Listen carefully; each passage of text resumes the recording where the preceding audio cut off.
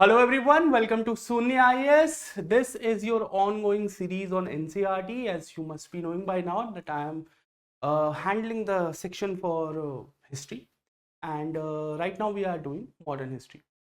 So in the last lecture itself we have started the chapter number 4. In a way the biggest chapter of NCRT. It is considered the foundational chapter, and again the one chapter from where questions directly don't come. But if you haven't done this chapter, you will never be authoritatively consider yourself to be in a grasp of modern history. Pretty interesting chapter. You'd have to have knowledge about this chapter in detail. So we'll be doing it. Let's begin this thing. Let's begin this thing. And we in the last lecture we did till the time of proto-industrial stage in Bengal. Okay, and I'll just summarize and revise the things what we did in the last lecture, and then we'll proceed. Okay, so in the last lecture we are right now doing British conquest of Bengal only. We are in this section only. And I explained you all these maps and everything. I explained where exactly Bengal is, how while reading about what happened in the 18th century Bengal, we have to understand it into three parts. The first one is proto-industrial stage. That is while the Mughal Empire declined and Murshid Quli Khan came into power in prominence, let's say, as the hereditary Nawab. What he actually did in Bengal to bring Bengal out of the difficult economic situation and reach the proto-industrial stage. After that, the Battle of Plassey, we'll be discussing about it, and then the Battle of Buxar. Okay. Then I explained you and I gave you proper definition what is proto-industrial stage. If you remember, he actually explained what industrial revolution was, and I gave you the very basic conceptualization in the last class, where I explained that for industry everything is based on the mechanization. So for proto-industrial stage, everything has to be same as just like a industrial stage. That is, it should be growth should be very fast. The overall commercialization has to be there. Agriculture commercialization has to be there, but mechanization of the process shouldn't be there. Okay, so handmade goods were handicraft goods, this and that, everything handmade was there. Okay, so mode of production was non-mechanized. That's the only difference between the proto-industrial stage and the industrial stage. So we discussed about this. We went into the economic doings of the Murshid Quli Khan. We discussed his political changes. We discussed his social changes. I talked about it that him being himself originally a Hindu and then a converted Muslim, he understood the importance of secularism, and so in his rule there was not many the Hindu-Muslim divide kind of thing. Such issues were not very big at hand, and the most important part of his rule was the economic changes. Okay, and the main focus was on the Mal Zamini system, and in detail I explained how Mal Zamini system actually removed the inefficiency and corruption of Izaradari system. Okay, and that's how he was able to get so much revenue from the same Bengal, from where it was almost impossible for earlier Subedars. Okay, fine. Rest of the things we have discussed. Let's move to now directly Siraj. But okay, fine. Let me just make you the hierarchy. Although it is again not mentioned in your NCRT, so be very straight. Let me tell you this, that there are certain things which are not mentioned in NCRT. I'm just telling you for the explanation purpose. Okay, so we were talking in the last class about Murshid Quli Khan. Murshid Quli Khan ruled between 1717 and 1727 as the hereditary Subedar. He died. Then between 1727 and 1739, the rule was still in the hands of family member of Murshid Quli Khan. Okay, don't Sarfaraz Khan and other people, the name was there, but you don't have to remember the name, and that's why I'm not intentionally mentioning the name. Okay, because there will be certain students who sir ne लिखवाया है, लिख के याद करेंगे नहीं, don't have to remember those names. Okay, so his son and his maternal grandson came into power. Okay, his son ruled between 1727. Just listen to this. This is not something which is needed for the examination. His son ruled between 1727 and 1737, and then his third generation ruled between 1737 and 1739. In his son's stage, a new character came into prominence. This character's name you need to know. His name was Alivardi Khan. He was Alivardi Khan. He was a general in the army. Okay, general in the army of Murshid Quli Khan's son. Okay, so Alivardi Khan was a supporter of Murshid Quli Khan's son. Okay, when Alivardi Khan's grandson came into power, Alivardi Khan was handling everything actually on the ground. And so when in Delhi there was already an instability, I'm telling you about which year? 1739. You remember, you have to remember that there is another thing which happened in 1739 in Delhi, and that is Nadir Shah's invasion. Okay, Nadir Shah's invasion. Okay, so in the aftermath of Nadir Shah's invasion, since Delhi was so unstable that Alivardi Khan used the opportunity, killed the grandson of Murshid Quli Khan, and declared himself as the new Subedar of Bengal. And so the family of Murshid Quli Khan ended. But Muhammad Shah Rangila, the Mughal Nawab, had already lost so much money to Nadir Shah. I have already explained that he lost something like 70 crore rupees. He was looted that money. So at that time, Alivardi Khan immediately provided a lot of funds to Muhammad Shah Rangila, and Muhammad Shah Rangila immediately appointed Alivardi Khan as the new Nawab. Okay, as the new Nawab of Bengal. So now Alivardi Khan, who has nothing to do with the family of Murshid Quli Khan, became the new Nawab Nizam of Bengal. Okay. Now Alivardi, okay, fine. Howsoever he came to power is another issue, is for debate. But once in power, he was also good in administration. Okay, because he was an army general, he knew how things has to be done. So he was able to run the state well only. Okay. He too in 1741 reached an understanding with the Marathas. Okay. What we now call as the Utkal Plains, what was earlier called as Odisha.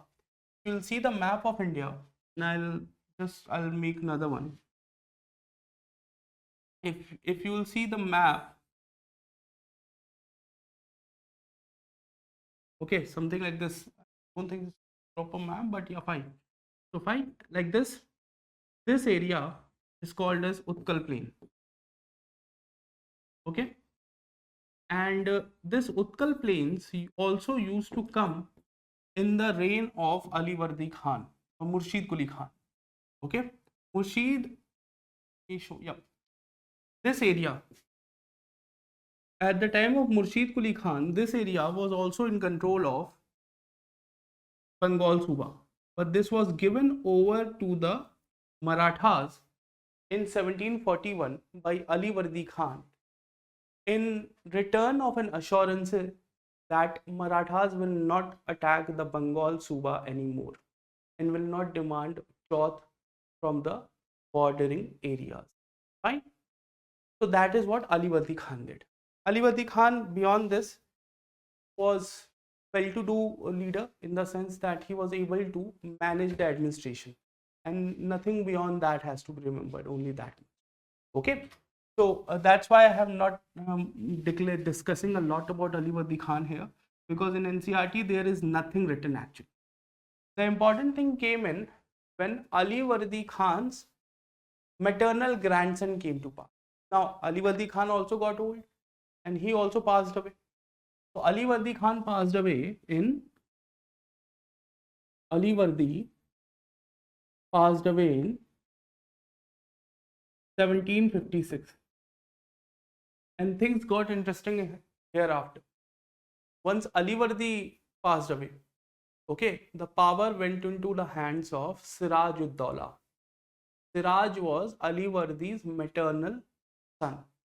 Okay, Siraj ud Dawla was Ali Wardi Khan's maternal grandson, not son, maternal grandson. Okay, Siraj ud Dawla was very young. Siraj was born in, this is again not very important, just to give you a perspective. Siraj was born in 1733. So in 1756, Siraj was only 23 years old. Siraj, many people considered Siraj to be a despot also. He was a despot. Okay. So you understand this thing. You see, look at this. Okay, this is a picture of Siraj. Okay. Then we will move forward.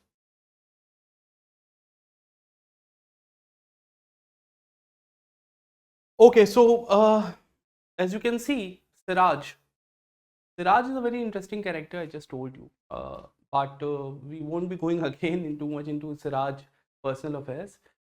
We will just discuss that what happened after Siraj came into power. Okay, what were the difficulties? What were the issues? Okay, that's what we are going to focus on. Okay, that's the whole idea. That's the whole fund. So basically, Siraj came in power, and Siraj was pretty young, and so there were very many characters who started feeling exactly what Ali Wardi felt in 1739.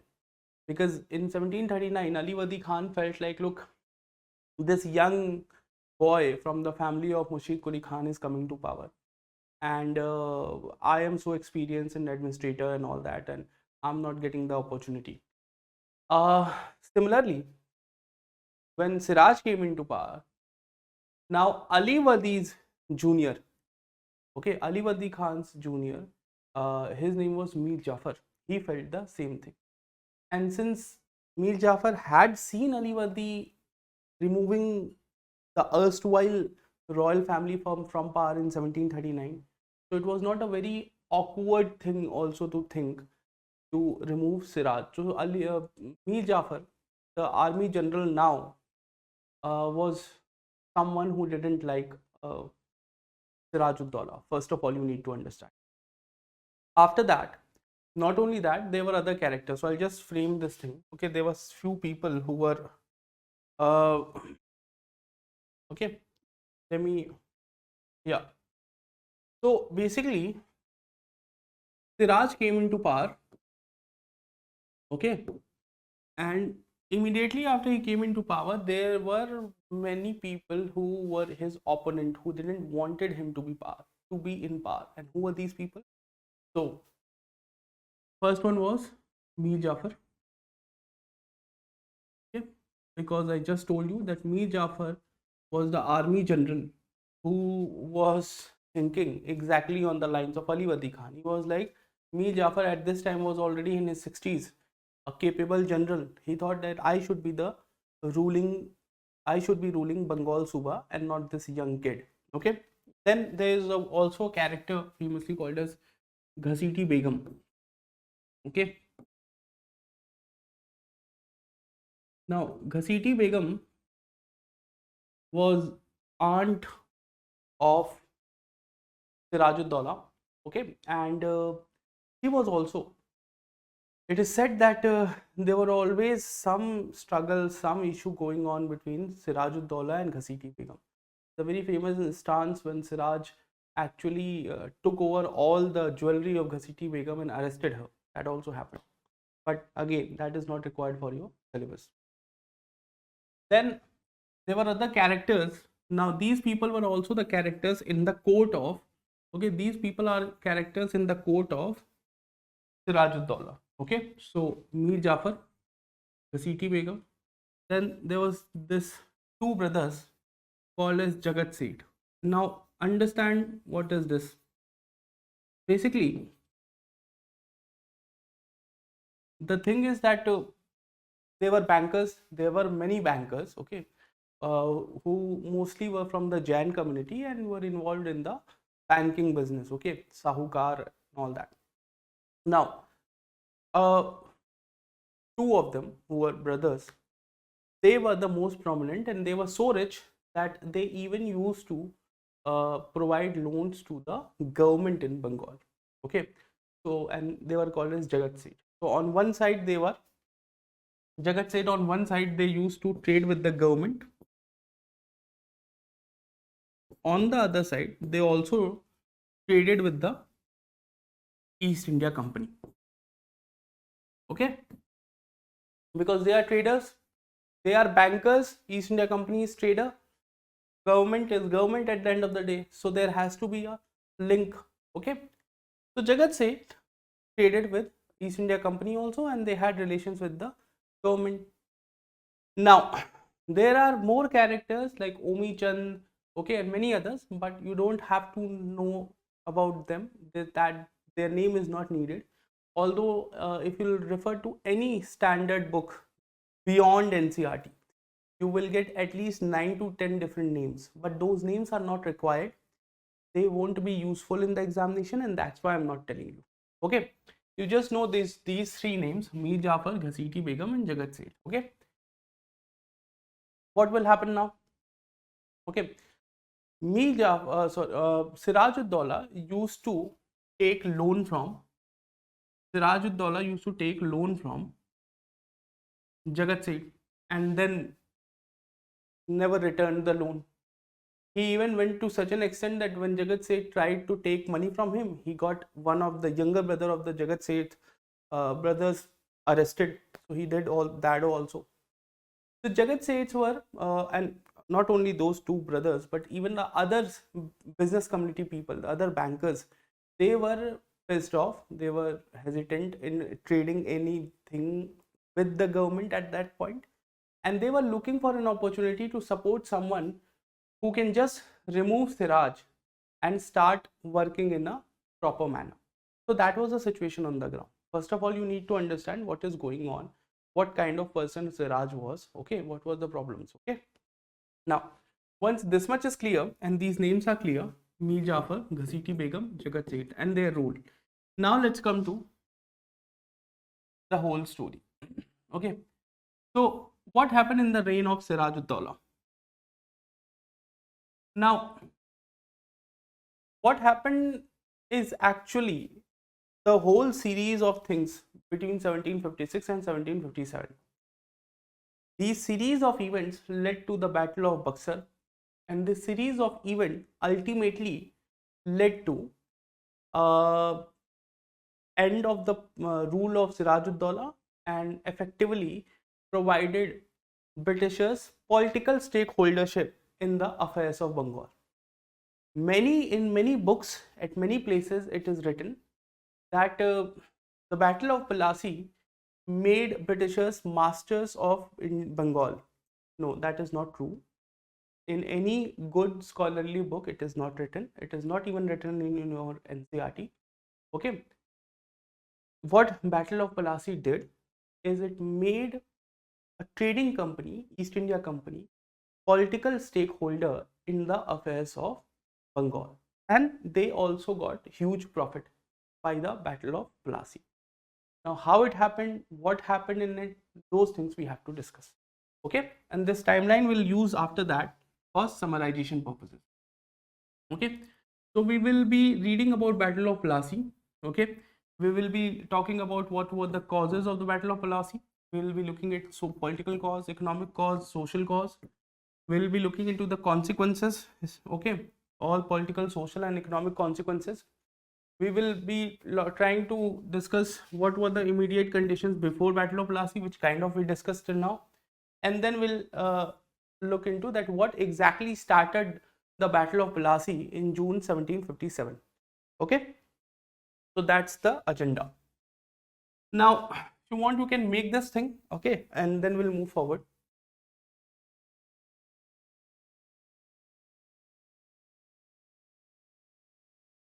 Okay. So if someone asks you what are the political consequences of the Battle of Plassey, okay, what are the political consequences? Okay, just give me a moment.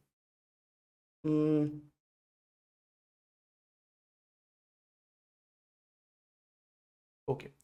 So what are the political consequences of Battle of Plassey? So there were external reasons, there were internal reasons. Okay. What were the external reasons? So in the map, let me show you this thing.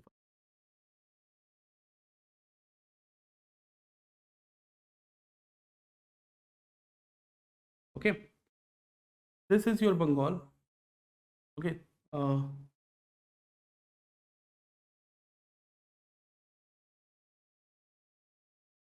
भी हटा ही दो फिर. Yeah.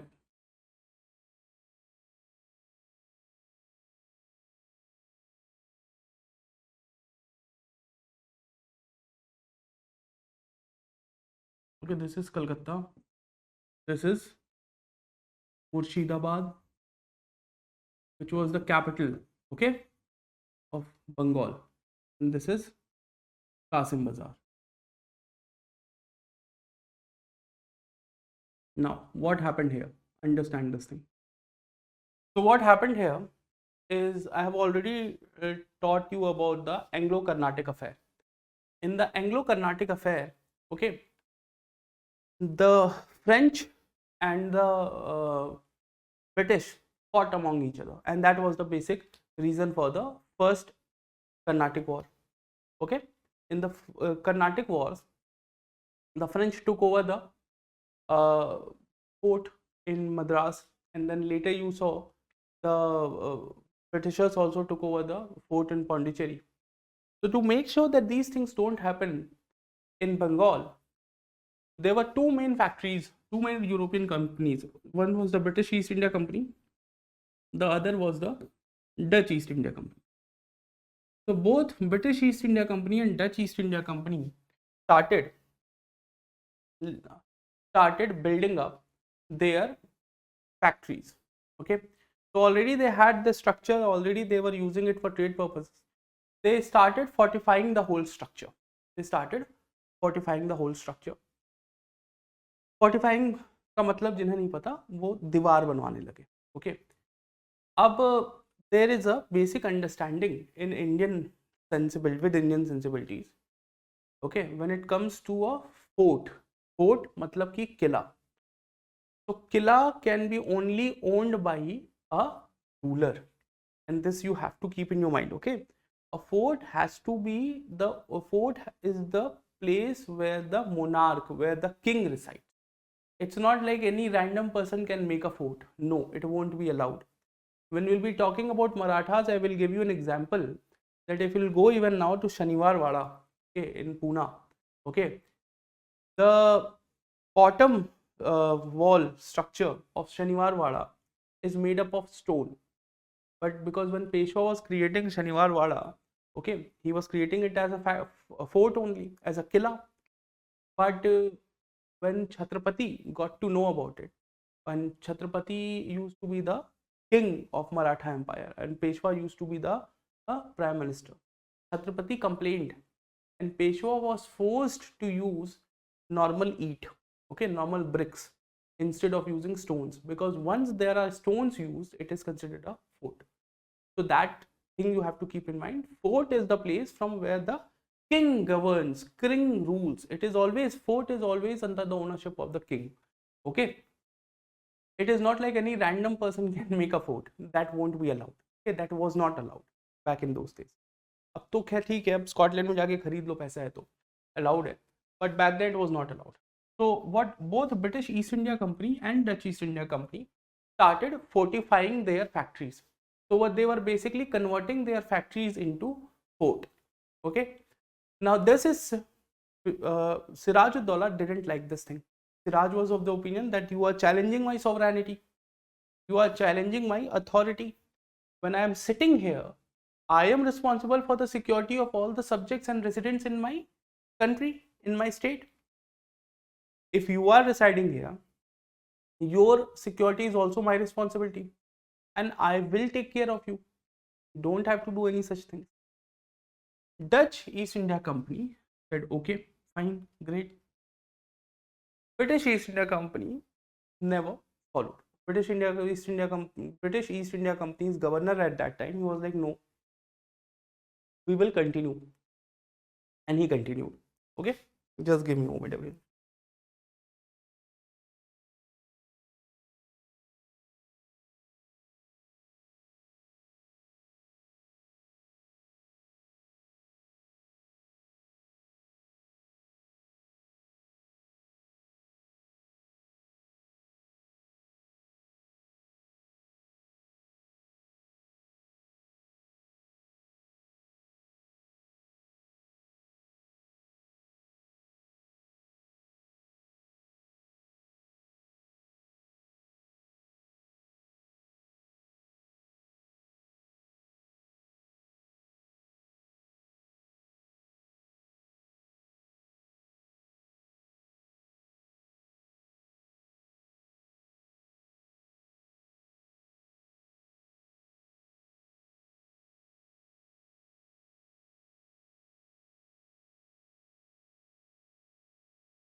Okay, there was something, I was speaking and something went inside and it was pretty awkward. Chalo, it's fine now? Yeah. So what happened after this? The Dutch East India Company accepted and they stopped the fortification process. The British East India Company said, no, we will continue. So this further angered Sirajuddaulah. Okay, this is the first issue you need to know. Okay, which created difficulties. So this is famously called as fortification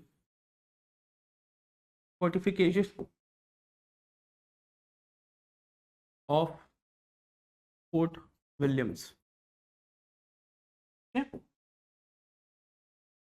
this is the first incident, and I'll be telling you how each of these has to be used in the different sections, like political issue, economic issue, how these things can be divided. Okay, you understood what fortification is?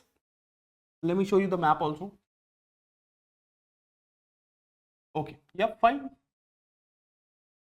So this is the Fort Williams, and you can see fortification of Fort Williams.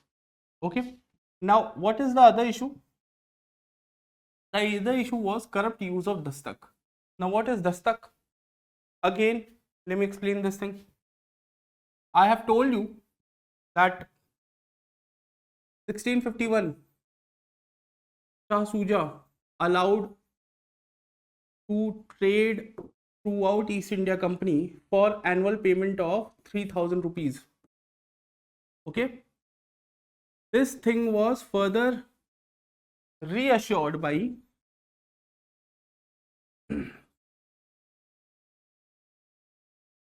Farrukhsiyar. This was further reassured by Farrukhsiyar.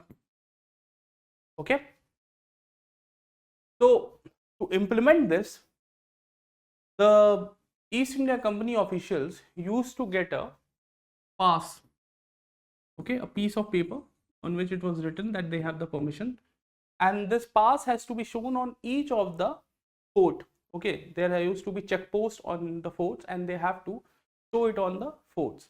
So there used to be a big darwaza, there used to be have a big gate. These officials used to go there, they used to knock, show the pass, get the permission, gates opens and then they go. Okay, so when they knock, it used to be called as dastak, and that's why these papers were called as dastak.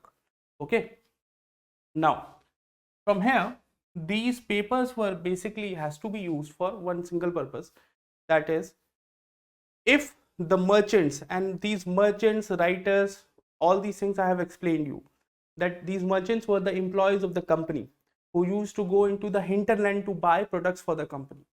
So when these merchants used to pass through Bengal, they can use these dastak, making sure that they don't have to pay any more tax while taking the goods to the factory. Fine. In this case, what used to happen is these merchants used to purchase their own products for in their personal capacity. They also used to smuggle products in the name of company for Indian traders. So there was a whole scheme of smuggling started, okay, through which government was not being given its fair share of taxes. Okay, this further aggrieved the Siraj-ud-Daulah government, because he knew that the major reason for him not getting the exact amount of share of tax revenue, already 3,000 रुपए मिल रहे हैं, जो actually और पैसे मिलने चाहिए थे वो भी नहीं मिल रहे हैं. So he was very upset because of that. He kept on telling the East India Company officials that change this rule. They were adamant that we are not going to do anything. So that was the second thing. Then the third issue came in, and this was also the triggering reason. So what happened here? The third thing happened like this, that there used to be a character called as Kisan Das, and he was son of Raj Ballabh.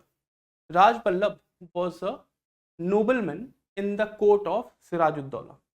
Somehow, because of some reasoning, Siraj-ud-Daulah said that Raj Ballabh is a very corrupt person and he has amassed a huge amount of wealth by corrupt means from the treasury of Bengal Suba, and that money has to be taken back.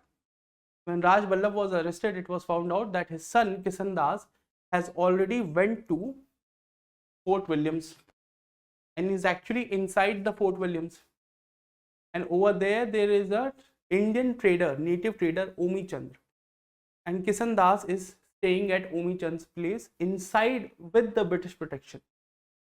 So Siraj asked that this Kisan Chand along with the family should be returned to Bengal Suba because he is accused.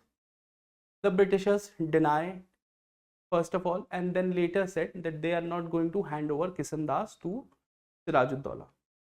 Now this was the triggering cause. ठीक है, जैसे बंदूक pistol और बंदूक में होता है ना कि आपने ट्रिगर दबाया, तो this was a triggering cause, because this was the very moment which the last thing which broke the camel's back, and finally action was taken. So what now happened? These all things had happened by June 1756 itself, not 57, June 1756. And then Siraj decided that something has to be done. And so Siraj now went from his capital of Murshidabad to the nearby British factory of Qasim Bazar, or it is written as Qasim Bazar, okay, and took it over. Now he took over Qasim Bazar very easily. There was no opposition, nothing, okay, not even a single bullet was fired. So he was very happy, and he thought like, okay, if this could be done, actually we can take our army and take over Calcutta also. So he did that. You will see that then Siraj took his army, a huge amount of arsenal of ammunition was also taken from Qasim Bazar, and then they went to Calcutta. And not only Siraj took over Calcutta city Fort William, but he also renamed Calcutta as Alinagar. Okay, this has to be remembered. Okay, this has to be remembered. It's important. Okay, so he renamed Calcutta as Alinagar. Okay, now next, after this, you will see that story went on, and it is famously stated that on the very night when Siraj took over the Calcutta, all the British residents of Fort Williams were brought down and they were put inside a enclosure, okay, which was 14 feet by 18 feet. And Britishers accuse even now that there were more than 100 people who were kept inside a small room of 14 feet by 18 feet, and out of more than 140 people, except 22 people, everyone else died by the morning due to suffocation. Okay, this is the British statement. Indian scholar says that almost 60 people were kept inside the room, and out of all the people, almost, again, except 22, the rest 40 died. So, but then this incident happened, that is for sure. The number of deaths is although different as per different governments. So there is always a debate, and we don't have to get into the debate. All you need to know is this event is called as the black hole tragedy. Okay, black hole tragedy. Now, many scholars have stated that this actually never happened also. Many says that it happened. British record says it's happened. Many Indian scholars still are confused. Some are saying it didn't happen. Some are saying it happened. Chal raha hai. Okay. Now, story goes like this, that okay, this incident happened, and few people were only alive. Almost 22 people were alive. Then the next thing happened, that is, this news went to Britain, back in London, and there became a big news in the British press that how the Indians have killed the Britishers. And so, although it was a issue between a local Raja and a private company, and look, this used to happen all the time. That local Raja and British company used to fight all the time. This has happened on the Coromandel coast in Karnataka. This used to happen on the east coast of Africa all the time, and this happened this time in Bengal also. But it was only once that the British government showed interest in the whole incident, and that was because of this black hole tragedy. So now British government told the East India Company to take action at their own level and resolve the problem. So East India Company, you will see, then the other center of East India Company was Madras, and in Madras they were told to send a party, a regiment of army men or military men, who can then move from Madras to Calcutta and handle the situation and take over the position of the factory and get in hand all the people, all the British people who are still alive. That's what their agenda. This group of British East India Company force was led by Robert Clive. Okay, the same Robert Clive who played very important role in Battle of or Siege of Arcot in 1751. So in 1756, July 1756, Robert Clive was stated that you have to go to Calcutta. He left. Time लगता है कलकत्ता पहुंचने में. Okay, so it took him. Okay, fine. It took Clive more than almost 4 months, and finally he landed up in Calcutta in February 1757. Okay, so he landed up in Calcutta in February 1757. So let me just give you the timeline here itself. So basically, June 1756. Okay, Qasim Bazaar and Calcutta were taken over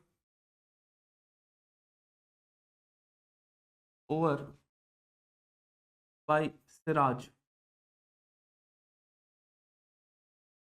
Okay, June, that night itself only, so June 20th, 1756,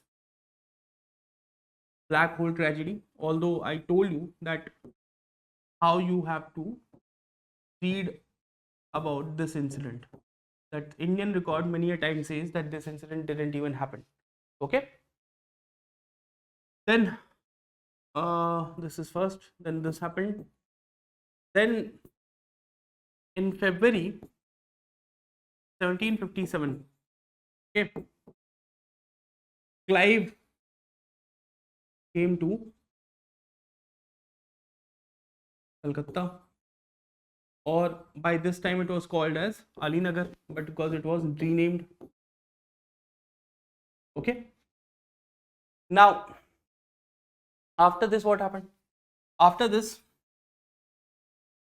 you will see, After this, Siraj, instead of fighting Clive, which he could have done and he would have easily won, he handed over Calcutta to Clive with only one point, that is, Clive has to accept the sovereignty of Siraj ud Dawla, and British East India Company will be getting back its factory as well as all the people who were in Nawab's jail. Okay, British people in Nawab's jail. Easy. Now you will also ask me that why he did so, because he already had Calcutta with him.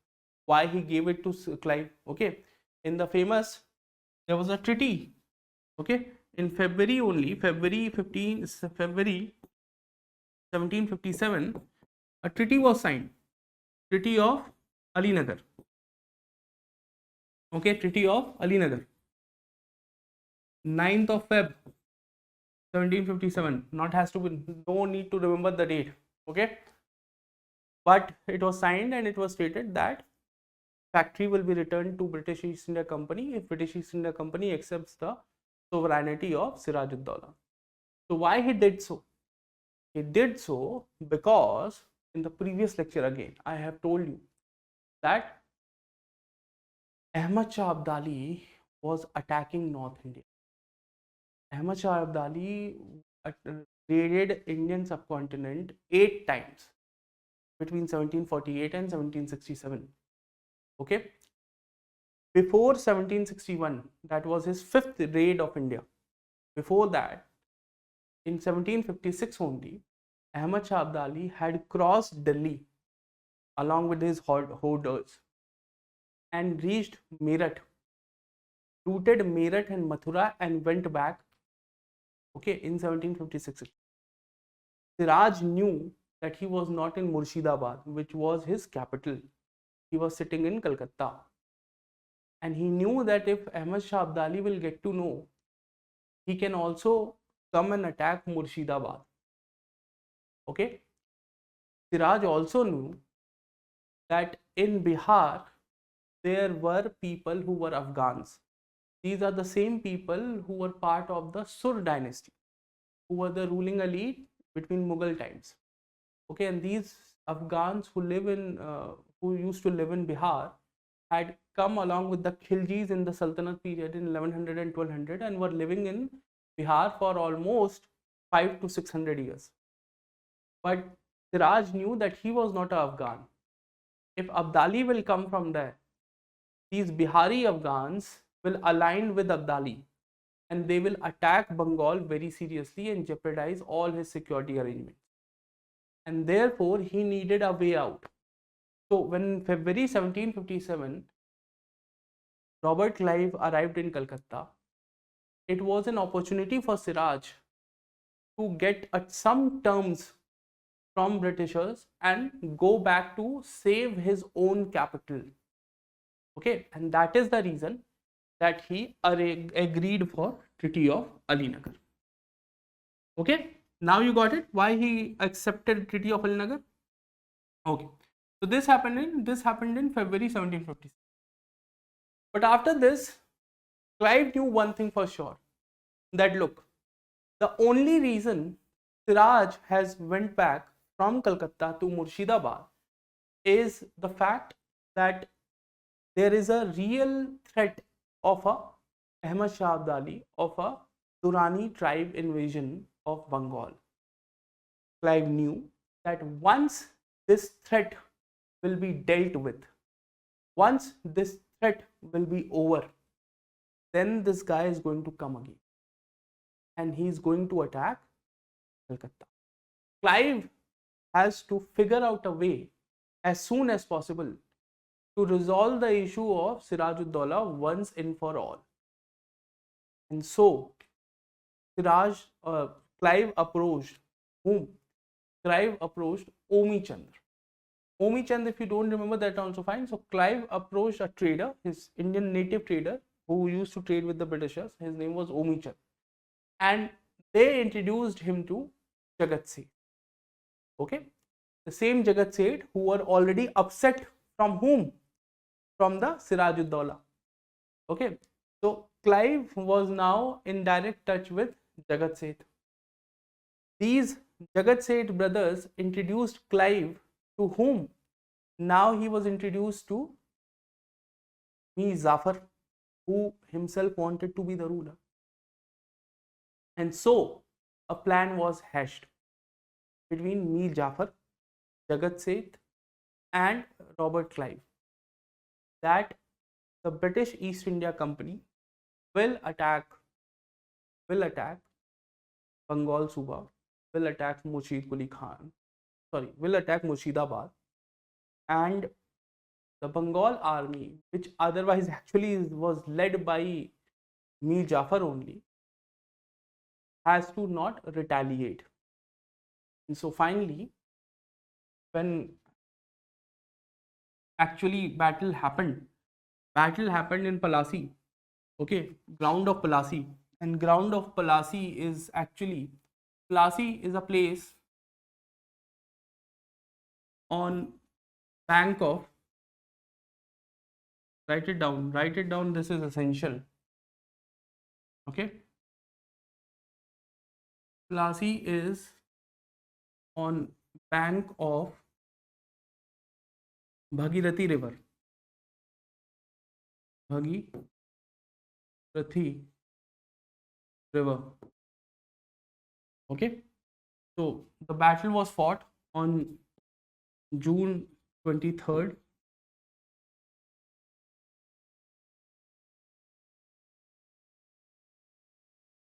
June 23rd, 1757. The battle was fought on June 23rd, 1757. Okay. Battle was fought on June 23rd, 1757. And within half a day, the Bengal Suba army of 50,000 men lost to 3,000 men of British East India Company. Why? Because the person who was in charge of 50,000 men, Mir Jafar, had already colluded with the British East India Company. So by the evening, 50,000 men fled, and Mir Jafar by the evening came back to the Murshidabad, and by that time Siraj-ud-Daulah had went away with his family, and then Mir Jafar was declared the new Nawab of Bengal. Okay, so that is all what happened in Bengal, and that is what happened in Battle of Palasi. Now what happened after Battle of Palasi, we'll come to it, but before that I just told you the story. Now we need to discuss that how things comes in examination. Okay, this is just what happened in the story, what actually have happened on the ground. Now if someone asks you, because the questions will be asked in a totally different manner, the questions are not asked in the story format. Okay, the question will not be asked explain how Clive was able to collude with Mir Jafar, and then you will say, okay, he approached Omi Chand, then Omi Chand introduced him to the Jagat Seth. No, this is not going to be the question, and therefore this is not something you can write. The question will be, what were the political reasons for Battle of Palasi, or what were the major economical reasons for Battle of Palasi? What was the triggering cause which ultimately broke the camel's back and forced Siraj to attack Qasim Bazar? These will be the kind of questions, okay, and these are the things you have to remember. So if someone asks you what are the political causes of Battle of Palasi, so two internal and external. Internal rivals, there were internal rivals like Mir Jafar and Ghasiti Begum, and there were external rivals, the challenges to Siraj's sovereignty of fortification issue. Okay, so these points can be written in the political causes of Battle of Palasi. The Dastak issue can be written into the economic cause, because it was hampering the Siraj's economy. Okay, it was not hampering his political say. His political determination, his political authority was questioned because of the fortification issue, and explain that well also. So you can write this. Then the economic causes, you can write British, first of all, crisis between Nawab and the native bankers, corruption of officials, that is the Dastak issue, and British East India Company trying to get trade monopoly. Okay, so these are the pointers you can write in your economic issues. So what we have done right now is I've just told you the story, and then I have given you the breakage of pointers how it has to be done. And I hope by this you will be out of all your difficulties and problems कि sir ऐसे समझ में नहीं आया, ऐसे होता तो आ जाता, वो खत्म हो गए होंगे. Okay, let's move forward. Social causes. Native traders were upset, and native traders were upset obviously because I told you, because they found it now difficult to trade in comparison to the outsiders. Okay, so that was one of the point. Then people were threatened by the consistent Maratha raids. Okay, at this time. And for this consistent Maratha raid thing, you need to what I need to explain to you is, look, if you see in this map, this whole region was already given in 1741 by the Bengal Suba to the Marathas. But when Siraj came to power, Marathas again started attacking the bordering villages. So people in the border villages of Bengal were again threatened and irritated by Siraj's incapability to provide them security. Okay, so that's why these markings are here, that these are the areas which were most affected, okay, by the Maratha attack. What were the immediate causes of Battle of Plassey? So immediate causes: first, English protection to Bengal's noblemen, fortification issue, and corruption of Dastak. Okay, so these can be easily mentioned here. This thing I have explained, I don't think so you have to be redo the whole thing. Now let's come to the consequence of Battle of Plassey. What were the consequences? Again, the consequences were also political, economical, and social. What were the political causes or political implication consequences? So Mir Jafar was appointed or was made the new Nawab of Bengal on 29 June, a week later from the victory. Clive himself went to Murshidabad and announced that Mir Jafar is the new Nawab. Okay, so that was the first important change. Siraj was hound out, he was killed, he was butchered, and his was then put into a grave of Ali Wordi Khan. Okay, so that is one point. Then British became the key stakeholder. This is the most important point. In a way, I told you, for the first time, a English trading company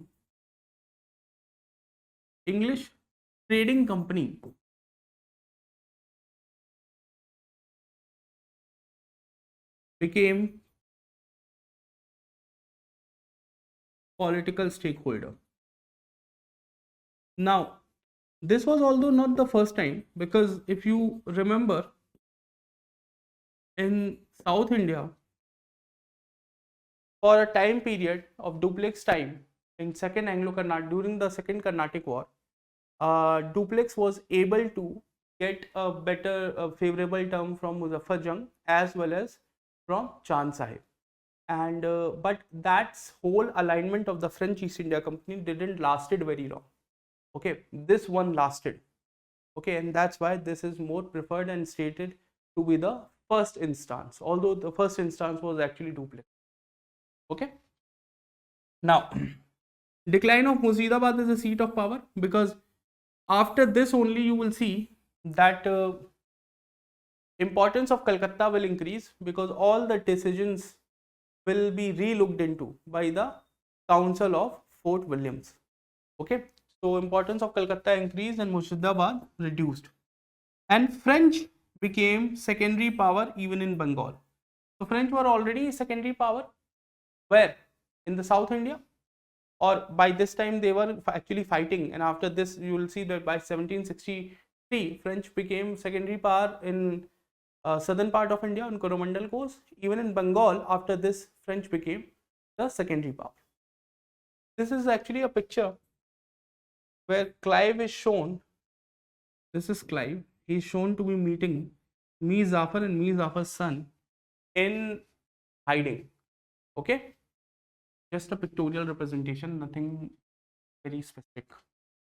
Okay, now what are the economic consequences of Battle of Plassey? So financial restitution for East India Company was given. So through it, East India Company was able to earn more money than what they have earned in past 5 decades through business. So financial restitution for East India Company, Bengal Suba became bankrupt. Corruption of English East India Company now further increased, and there was no one to stop them. At least earlier, Siraj used to question the corrupt practices of British officers, but now Mir Jafar was in power because of the support of these people. So he in no way, in no circumstance going to be questioning him. Okay. Reconfirmation of the Farman of 1717, Farrukh Shiar Farman, no one is going to question their authority that 3000 rupees pay crore continue with your trade throughout the year. Company got land between Calcutta and coast and 24 Pargana. You might have heard about 24 Pargana. There is a district in Bengal even now which is called as 24 Pargana. These 24 Pargana is something which Britishers got into their possession after Battle of Plassey only. So the thing is like this, that if this is Bengal, suppose, okay, and this is your Hooghly River, Calcutta is here, okay, Calcutta is here. So let me zoom this thing, otherwise it will not work.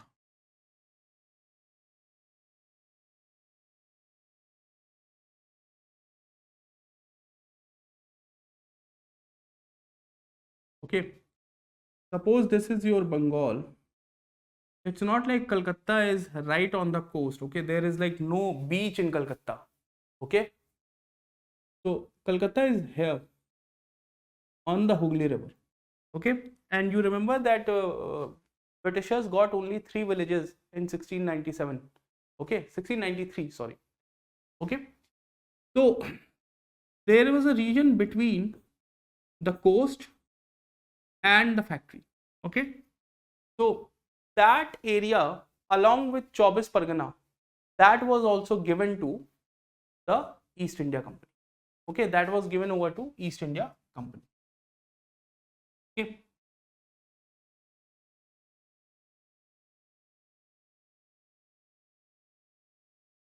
Social causes.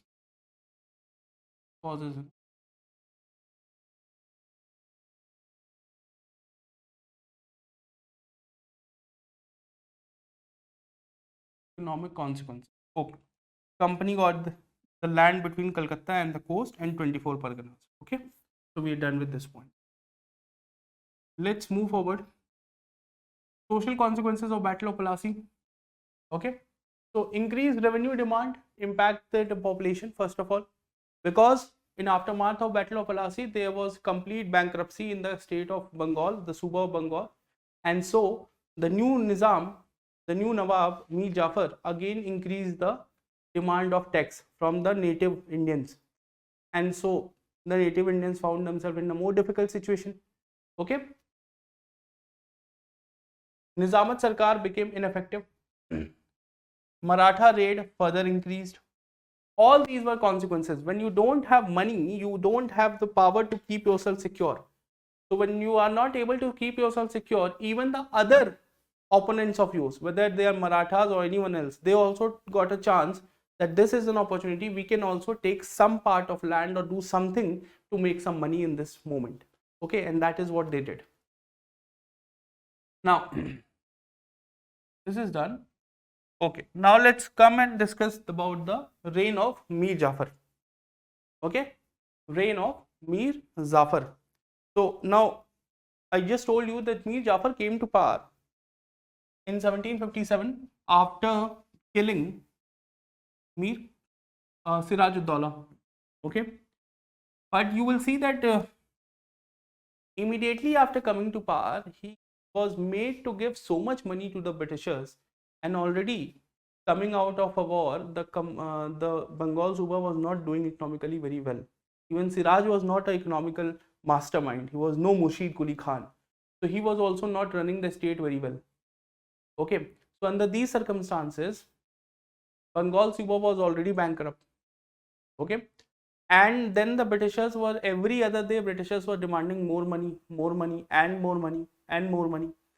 So, and the Dastak issue very soon came in front of Mir Jafar also. So no matter whether it was Siraj Uddaula or Mir Jafar, but if the Britishers are doing corruption, so Mir Jafar was also seeing that. And so in 1759, Mir Jafar decided that look, something needs to be done. The Britishers have to be removed. The Britishers can't be allowed to stay in power.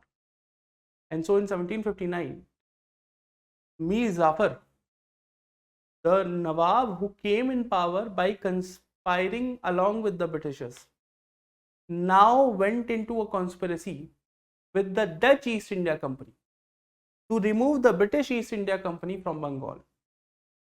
Okay, when I was starting and I was telling you about the initial stages in the second chapter, the European settlement chapter, I told you that in Bengal, the Britishers were established themselves on Calcutta, and the Dutch East India Company had a factory in Chinsurah.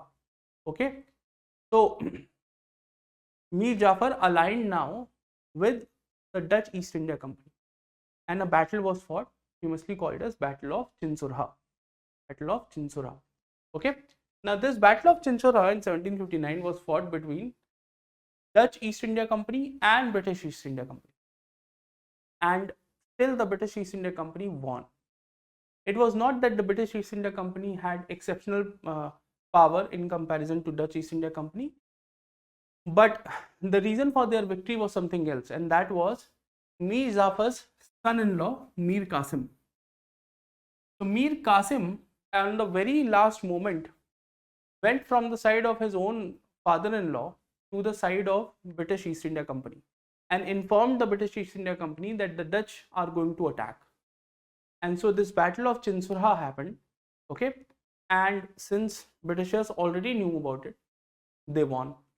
Okay, so our British Battle of Chinsurah, although started by the efforts of Dutch East India Company and Mir Jafar, but again the victory was in hands of Britishers.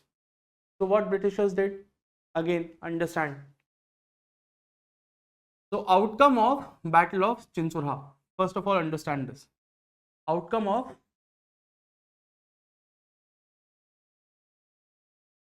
Battle of Chinsurah. Okay, 1759. What is the outcome? The outcome was very simple, that Mir Jafar plus Dutch East India Company, they lost. Okay, and Mir Qasim, who was Mir Jafar's, or Mir Qasim, who was Mir Jafar's son-in-law, plus English East India Company, won. Fine. So they lost, they won. Now what English East India Company will do? English East India Company now removed Mir Jafar. Mir Jafar was removed from office.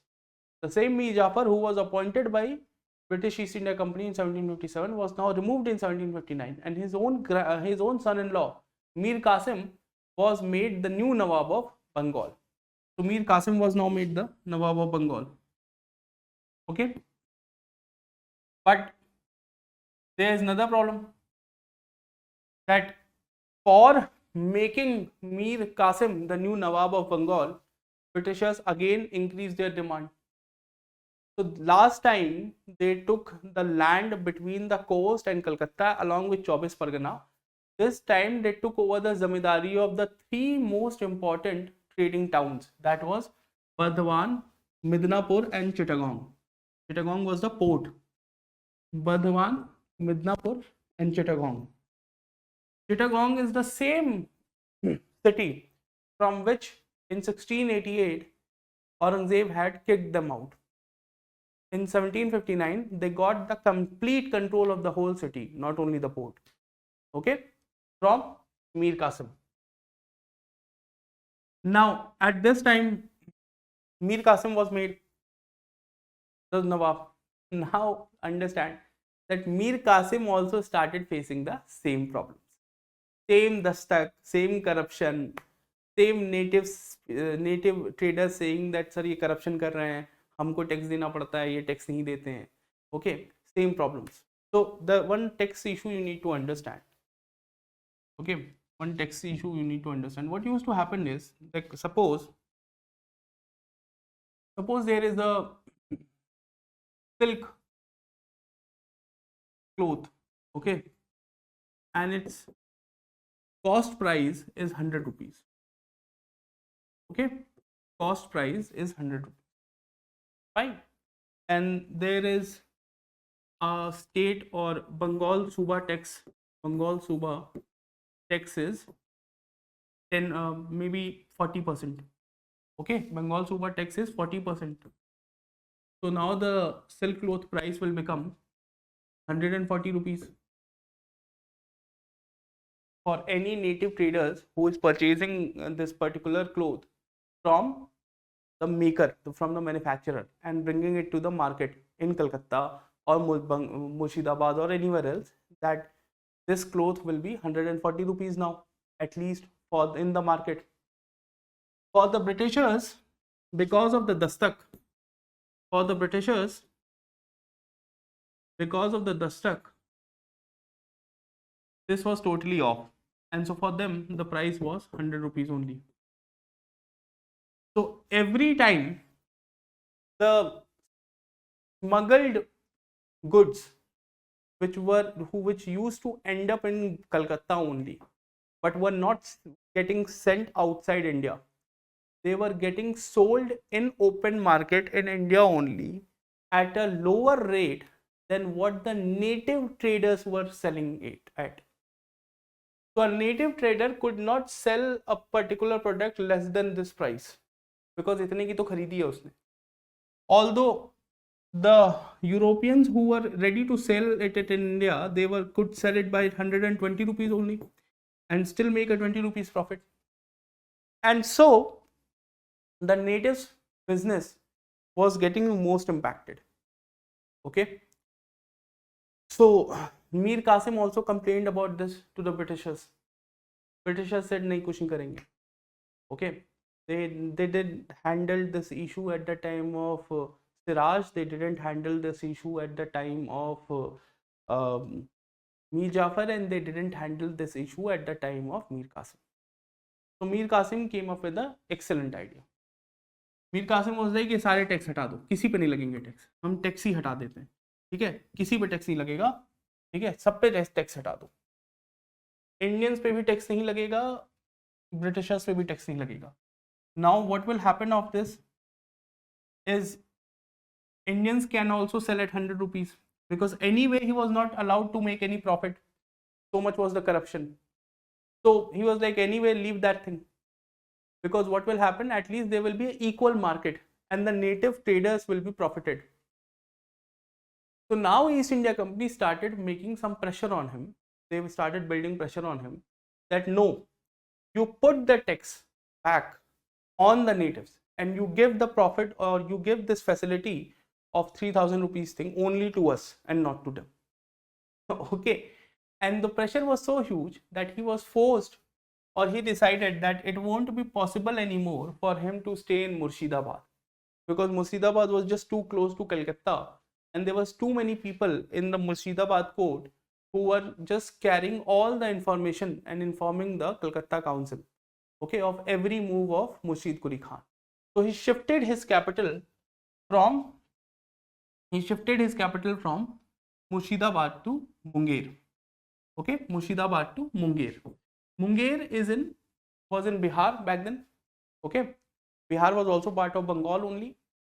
So he shifted his capital to Munger. In expectation was that Munger is far closer to Awadh, with the Awadh, which area doesn't have any influence of the Britishers, and so issue will be easily handled, resolved. Okay.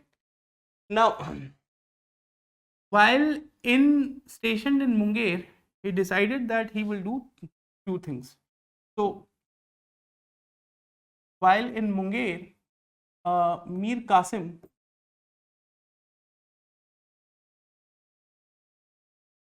reigned. Okay. While stationed in Munger, he decided that he will take steps to advance Bengal's economy, to advance Bengal's military, and obviously after that to advance Bengal's social position. For all this thing, he needed more money. So first of all, he gave an order that all the Lakhraj land, okay, all the Lakhraj land were now was were now taxable. Now you will say, sir, ये Lakhraj land क्या होती है? So Lakhraj land is those land which are usually given by the state, by the monarch, by the king to people of exceptional talent, okay, and as a goodwill gesture. तो होता है ना पुरानी movies में आपने सुना होगा कि इस आदमी को 200 गांव दे दो, इस आदमी को 50 गांव दे दो. So that kind of property when is given to someone, that is called as Lakhraj land. Okay. So that was all the Lakhraj land was made taxable again, and all the money which he immediately got by this new taxation of Lakhraj land, okay, provided him enough money to start retraining his military. And so he hired a person, okay. In your book, it is written in NCERT, it is written that he hired European trainers, but to be very specific, there was one character, okay, Walter Reinhard Somber. Okay, there was one character who was hired. His name was Walter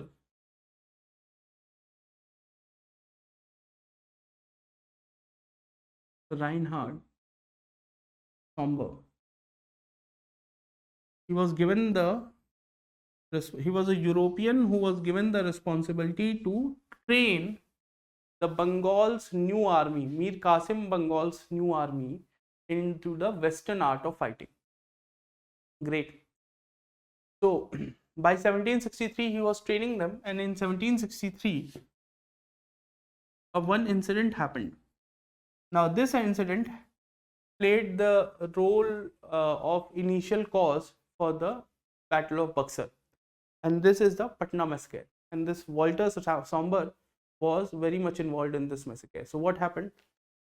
What happened in 1763 is, by this time Mir Qasim was looking into the taxation records. So what he did is, he was asking for the revenue papers from the from the Patna factory of British East India Company.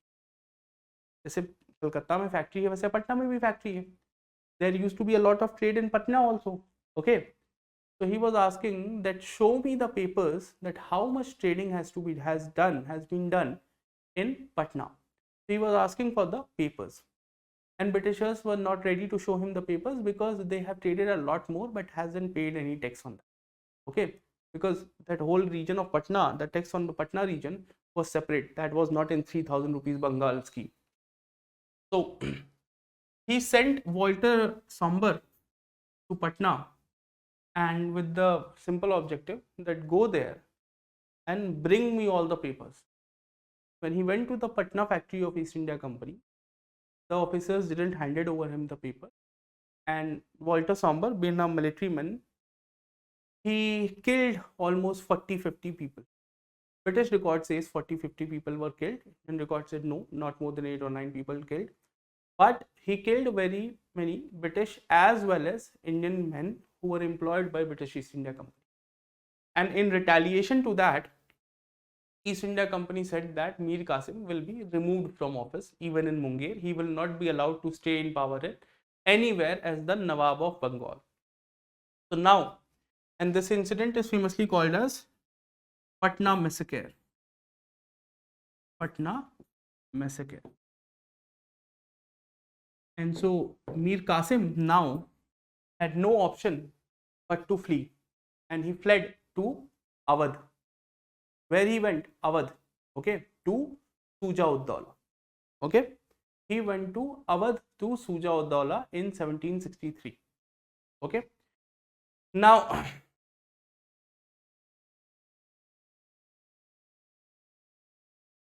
okay, after Patna massacre, he went to Shuja-ud-Dawla in Awadh. Over here, understand, in Awadh, already, look, Shuja, it was already 1763. So, Shah Alam II was already there in Awadh.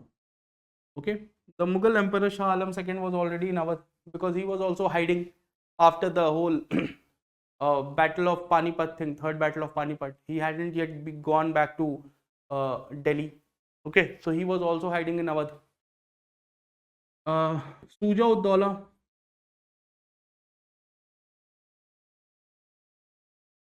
Okay, Nawab of Awadh. He was also acting as the Wazir of Mughal Empire. Okay, he was Mughal Emperor.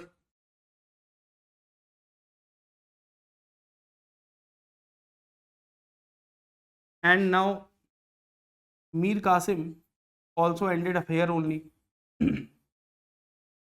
He was Nawab of Bengal.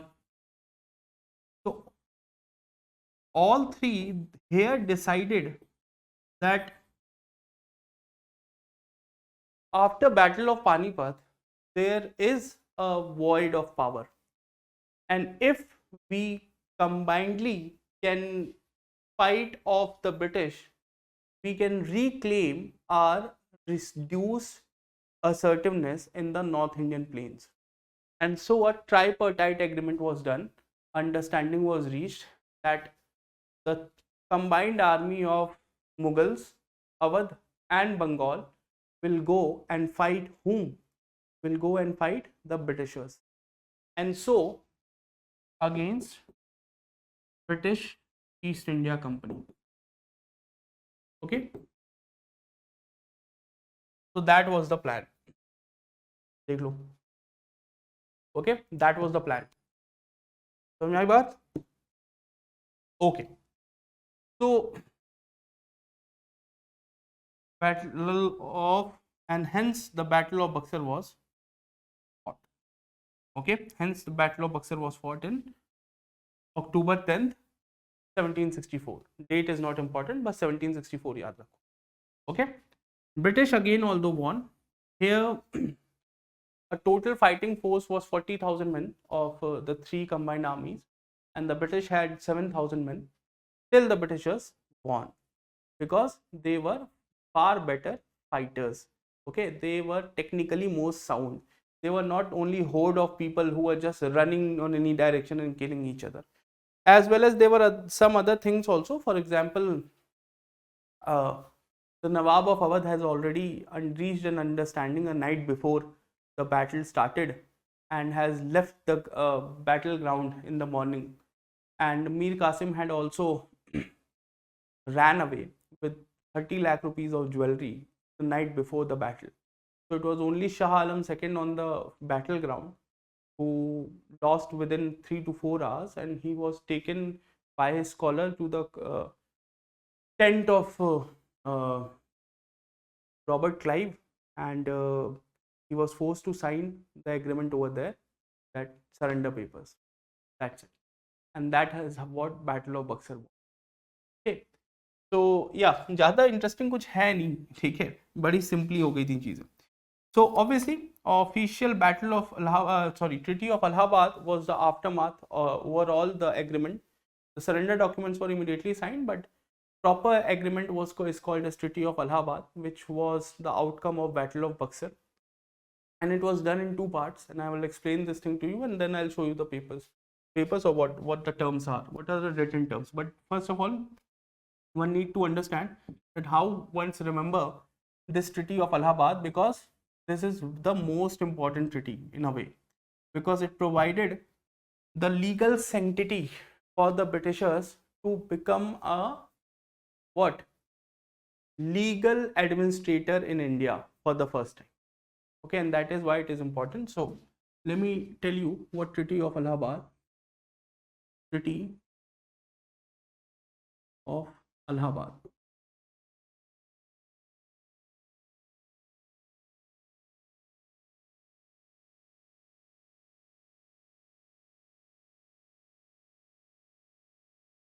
Treaty of Allahabad 1765.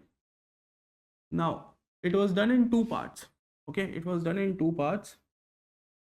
First part was between British East India Company and Shah Alam II.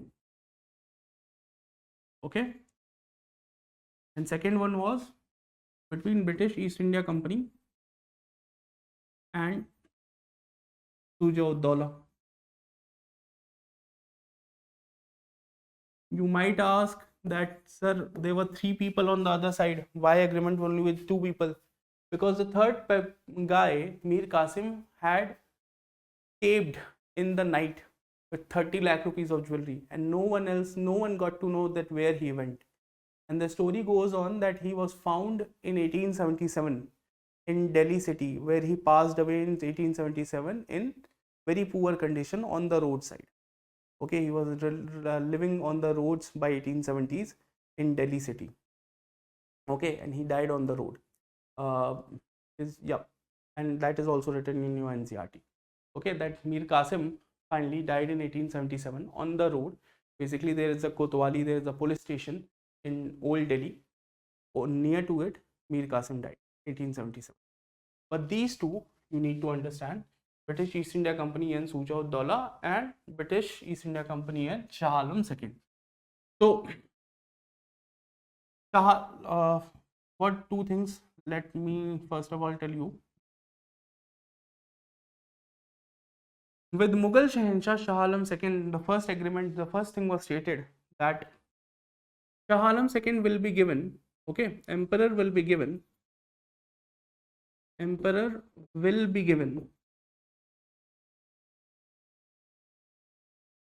26 lakh rupee, 26 lakh per annum, okay, as pension.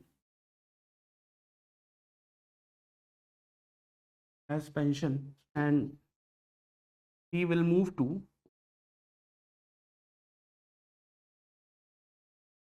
Allahabad. Okay, he will leave Red Fort, he will move to Allahabad. He will be given a pension of 26 lakh rupees per annum. Okay, 26 lakh rupees. And in return, he will give Diwani rights. What are Diwani rights? Tax collecting rights. Tax collection rights. Okay, of Diwani of Bengal to East India Company. Okay, so it's not like he is not getting anything. Earlier, what used to be there? Earlier, the understanding was that the tax collecting right was the work of the Bengal Subedar, and in return, Bengal Subedar used to pay, like in the past days, crore, 1 crore 30 lakh, 1 crore 40 lakh to the Mughal government, Mughal Sarkar. Okay, that was the understanding between the Mughal central government and the Bengal Suba. Now the Britishers were saying that we will pay you 26 lakh rupees only, and we will do the Diwani. But the situation is so bad that he said, okay, fine, we let us do this only, no problem. But you will see that later on in 1772, I'm mentioning it here itself because we will not be getting it to discuss this thing again. In 1772, the Britishers will stop paying this 26 lakh rupee to Shah Alam II. Okay, why he will do that, why they will do that, why Warren Hastings will do that, that I will explain later on. But you need to know that it's not like that this 26 lakh rupees kept on getting paid to the Mughals. No, although this Diwani right always stayed on after this with the Britishers only. On the other side, with Shuja-ud-Daula, he was first of all told that since Mughal Shahenshah is shifting to Allahabad, the region of Allahabad and Kara, Allahabad के बगल में जगह है Kara, the Allahabad and Kara has to be handed over. Allahabad and Kara has to be handed over. Okay.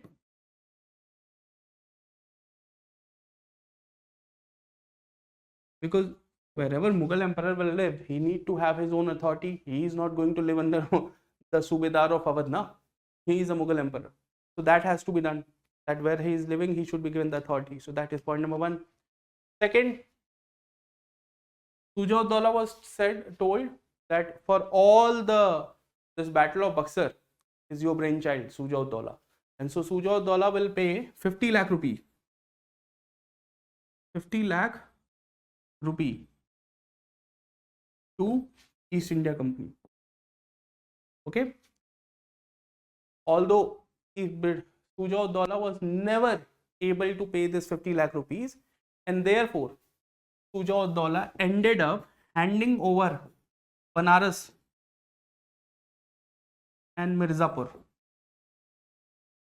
Okay, Banaras and Mirzapur to Britishers. Okay, so it is not like in many books it is written, okay, not the official NCERT, but many books it is written that Banaras and Mirzapur were given to Britishers as per Treaty of Allahabad. No, it is not right.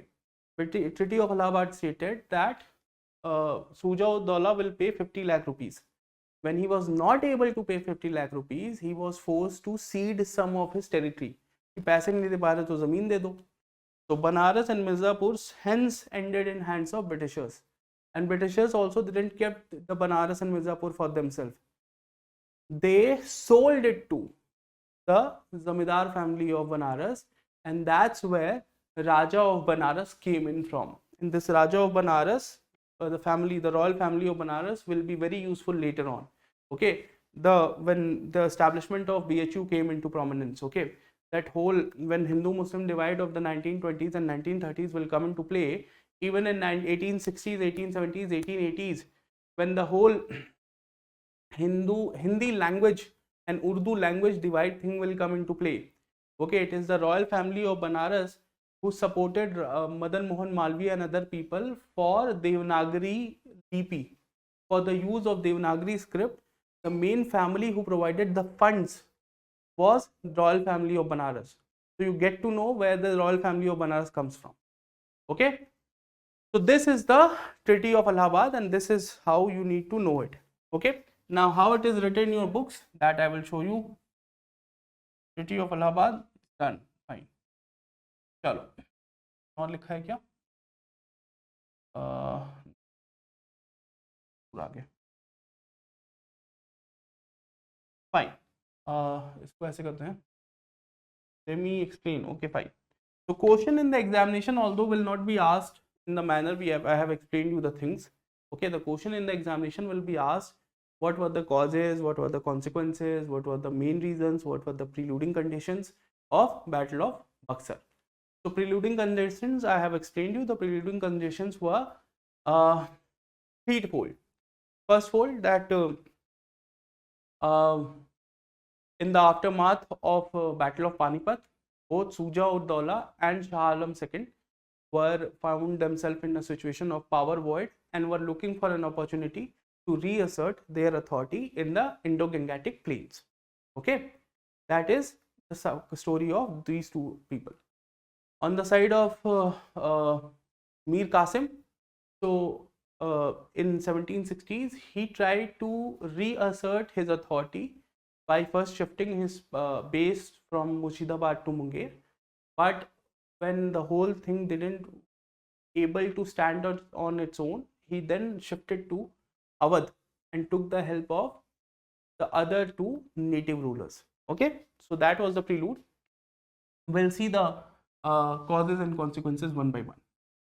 So political causes of Battle of Plassey. What were the political causes? The political causes for why was Battle of Plassey was fought, because British government was fighting Mir Qasim. They came to fight Mir Qasim. Why? Why Mir Qasim left Munger? Because in the aftermath of Patna massacre, So power struggle between Mir Qasim and British East India Company. Okay. The other points are Delhi and Awadh are trying to reclaim authority in Gangetic Plains. You can write it easy. And foreign influence was Walter Reinhard Somber. That is also one of the political causes. Okay, there was some foreign because he also played an important role in the Patna massacre. Okay. Economic causes. What were the economic reasons? So again, misuse of Dastak is the economic reason here too. Just like Battle of Plassey, in Battle of Buxar also, misuse of Dastak was one of the reasons. Okay, I think so. This has to be Buxar.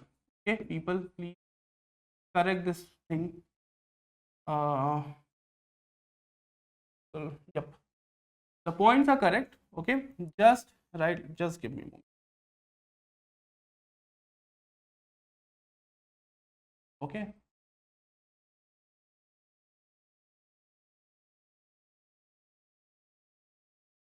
Now let me write Buxar 1760. Points are correct, people. It's not like that the points are wrong. Okay. Battle of Buxar. Companies ever increasing demands from Nawab. Equal mercantile treatment by Mir Qasim. This is the this equal mercantile treatment is the particular initiative where he removed the taxes even for the natives, making sure that whether you have the dastak or not, you don't have to pay taxes, and this further made difficult uh, trading situation for the Britishers. Okay, so that you can mention here in the economic section. Then the social causes, okay, of again of Buxar, not Palasi. Okay, religious outfits were opposing the company. Okay, native traders were facing unequal trade terms. Peasants were forced to pay extra revenue. The one thing which I think you might have not been able to understand was the religious outfit were opposing the company. Okay, for example, this only later on developed into Sannyasi revolt. We will be talking about it later on in the peasant and tribal revolt section, chapter number 5 chapter number 5. So one more important thing was for twofold.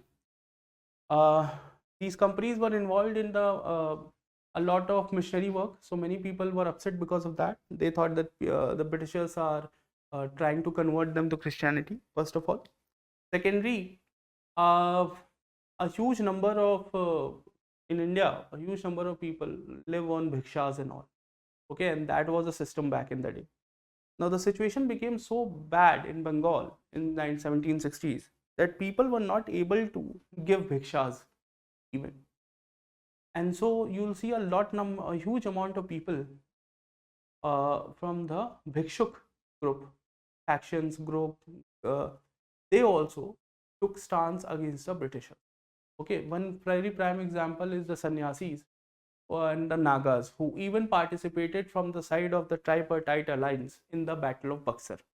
Okay, अगर नहीं समझ में आ रहा, so there is a movie of Saif Ali Khan called as Lal Kaptan. Go and watch it. In the very first scene, it is shown that the Naga sadhus, okay, they were fighting along with the Mir Qasim and Mir Qasim and Suja Uddaula and against Britishers. So why they were fighting? They were fighting because of this region. Okay, chalo. Now we'll be talking about the consequences of Battle of Buxar, Treaty of Allahabad. Okay, there were military, social, economic, and political, all type of consequences, all type of impact, because effectively Treaty of Allahabad made the Britishers actual ruling elite of India. Okay, it was not the Battle of Plassey, it was Battle of Buxar, which provided them power on the ground. So what was the political impact of Battle of Buxar 1765? Dual government was established for the first time in Bengal. Clive stated that let the Indians run the administration, we will just collect the money. And they collected all the money from Bengal and gave Bengal Nizamat 50 lakh rupees, 50 lakh rupees, the revenue show. Now, earlier Bengal, it will used to take something like 1.2, 1.3 crore rupees, okay, in 1720s to run Bengal. And Clive gave 50 lakh rupees in 1750s. to run Bengal. Just imagine what must have happened on the ground. Such behavior of his only led to the famine of 1770, when 1/3 of the population of Bengal either left Bengal or died of hunger. Okay, so that was one point. Then Mughal supremacy ended forever. Okay, whatever command they had, they ended in the Bengal also.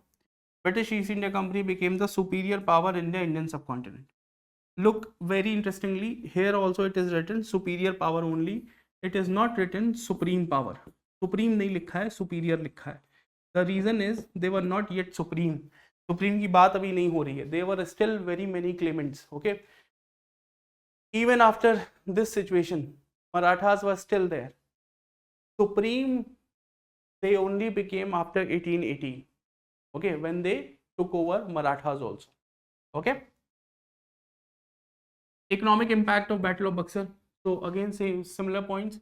Ruin of Bengal began, the drain of wealth, because Britishers started making sure that more and more wealth can be transferred from India to Britain through dividend, through raw material, whatever means they could have. Companies' corruption further and more increased. British East India Company got trading rights through Awadh also. So earlier there was no British trading rights as such in Awadh, but now they got the similar trading rights even in Awadh. Mughal lost their greatest source of revenue, that was Bengal. Okay, and so these are economic impact of Battle of Buxar. Then the militaristic impact of Battle of Buxar. Mughal lost their standing army. After this, there was no standing army ever with the Mughals. Okay, after Battle of Buxar, there was no standing army of the Mughals. ज़्यादा से ज़्यादा 4-5 हज़ार लोगों की सेना रह गई थी इसके बाद. ठीक है. After this, they were never able to maintain a standing army till 1857. British East India Company became the supreme military power in the subcontinent. Okay, Delhi, seat of power, faced repeated raid after this. So you will see that even because now there was a void in Delhi, because the Shah Alam II, the emperor, was made to move to Allahabad. Okay, 1765 to 1772 he was staying in Allahabad only. In 1772, the Maratha Sardar Sindhia, okay, he went to Allahabad, took Shah Alam II and brought him back to Delhi and rethroned him in a way, making sure that instead of Mughal being a puppet of East India Company, became a puppet of the Marathas. Okay, so from there onwards, for most of the time, Delhi was controlled by the Marathas, but it was again and again raided. In 1782 by the Sikh, in 1788 by the Rohilla Jats, even the Marathas also raided in 1772 itself, and 1803 it ended up in the hands of the British. Okay, so this is the militaristic impact, and Delhi also ended its supremacy as the seat of power. Okay, so the whole authority of seat of power, this should be in the political impact of Battle of Buxar, that Delhi lost its authority as the seat of power. Okay, you can add it in the political impact of Battle of Buxar. Okay, so I think this much portion is done. Social impact of Battle of Buxar. It actually played as the prime reason for the Great Famine of 1717. I explained it, as well as in the next lecture we'll be talking about. In later lecture we'll be talking about the Great Famine in separate section. So we'll be discussing about those things there. Bengal lost 1/3 of its population. Some died, some ran away, but that was ultimately the social impact, because the rule was so bad. Because whatever the revenue they were collecting, they were taking revenue as dividend to East India Company shareholder back in London. Okay, they were not leaving anything here for the Indians to use. Okay, so that you can keep in mind. Fine. So now this much portion is done. We have basically finished off Britishers coming into Bengal. Now after this, we will start the chapter from where the Britishers will make rules and regulation, and that is, I think so, chapter number 6. And so in chapter number 6 we will start right from here. Okay, chapter number 6 starts right from old NCRT, Bengal 1765. But while we'll start Bengal 1765 and formation of rules and regulations by the Britishers for India, we'll start from there. But in the next lecture, we will start from, first of all, Anglo-Mysore struggle, and this is a part of chapter number 4 only. Okay, and we'll start with Anglo-Mysore struggle right from here. So we'll end the lecture now, and in the next lecture we'll start with Anglo-Mysore struggle. Okay, thank you and have a nice